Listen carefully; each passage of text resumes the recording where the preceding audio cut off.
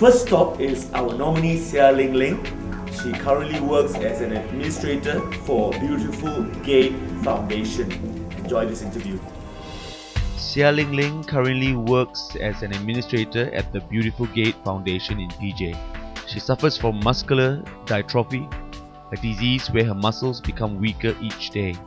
This young lady from the town of Sungai Rambai lives to inspire others who are born with disability to find hope and to learn to be independent. And the people look at this family, it's something like it's a curse. So 会被远离啦，就说去 even 去学校出去的好，都给人家没有人要跟我做朋友这样子。Of course I never cry in front of them. I feel no friend. I want to go out and do whatever I can and show that I can. I always pray. I believe people say you pray, God will heal you. You pray. Really, if you got the heart to pray, one time you will be healed. When I go to the shopping mall or other places, still the people look at me and call me. Introduce me. There's the good place I can recover my leg, my hand. How do you think you want to go to a place? I ask my father to bring you over there. Only the word I answer her. Sorry, I don't want. I trust God's creation. Yeah, I talk to the person. I know from the word from the Bible that you have made by the God. You create by the God. My creation is one to glory God's. Is one to glory God's name. Something like that in the books. Yeah, this word give me a lot of strength. Only this word. Yeah. So from this word, I continue my life. Yeah. They can use God's eyes to look at all the people.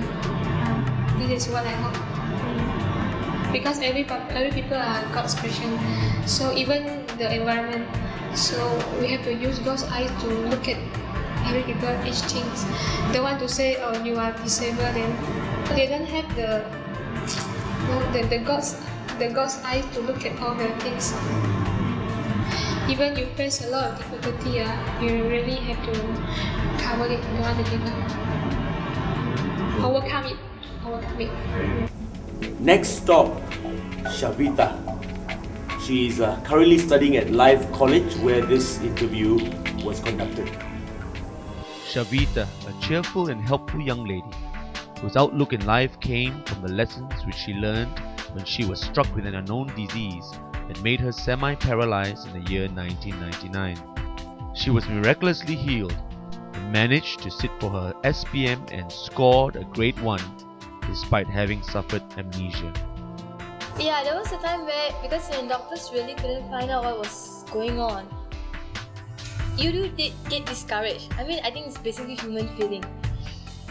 I thank God that I had a teacher, my English teacher at that time, and my parents, who always reminded me that don't give up. Never ever give up. My mom was she was hard on me. My dad was the softer side, who was like, okay lah, pamper me a bit. But my mom, even when the days when I couldn't move, she would just ignore. So at first I was a bit hurt. I was like, I can't move and why is she ignoring me, I'm like, Ma, you're supposed to have the soft heart, gentle heart, and move me around. And she's like, no, get up yourself and move. And I'm like, I can't move. She's like, no, get up yourself and move. But then it struck me, and I had a teacher who used to see me when I was well. My English teacher at that time, he used to see me when I was well, and he was like, hey, where's the person who likes to fight? Where's the person who loves to argue? When I have one question, you always have two to tell me. Where's all those things?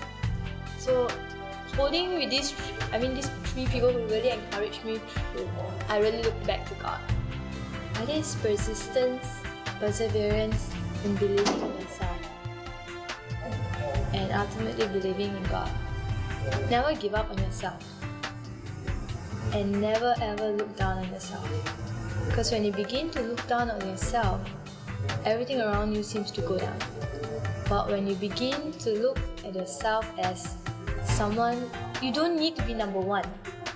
But as long as you pick up yourself and you're willing to push forward in whatever obstacles, you're a winner by yourself. everyone taking the time to understand each other. Not just you understand me first, no, but I take the time to understand another person. Then I see that people will actually begin to open up and show the love that you actually need among themselves. Hey, if fashion is your thing, then Yasmin is your gal. Check her out. Yasmin Zainal. Despite her petite frame, she's loud and outstanding in her own vibrant way.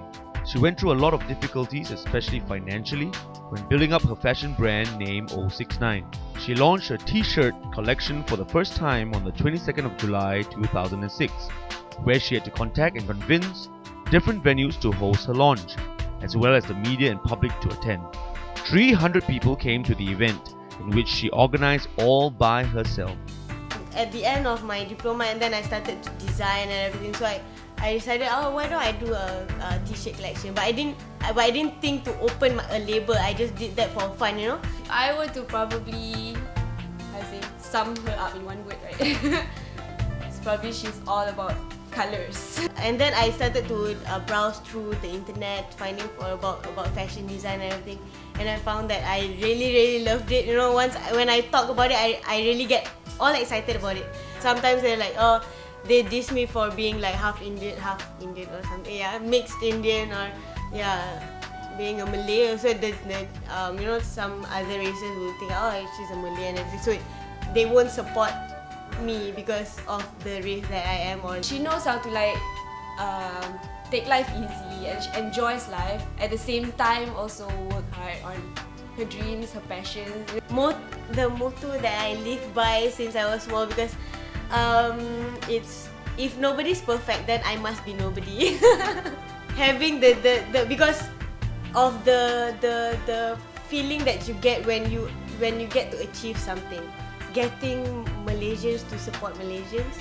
I found that Malaysians, they like to condemn each other instead of supporting each other. There are a lot of good musicians here, and there are a lot of good designers here. Not just fashion, it's interior designing and everything. But people don't support them. We have so many races and so many backgrounds, so it should be much more various, more things. So it should be much, because there are not much countries that have so many races in one place. For Malaysia to actually be much more well known, it should start from Malaysia itself. Yeah.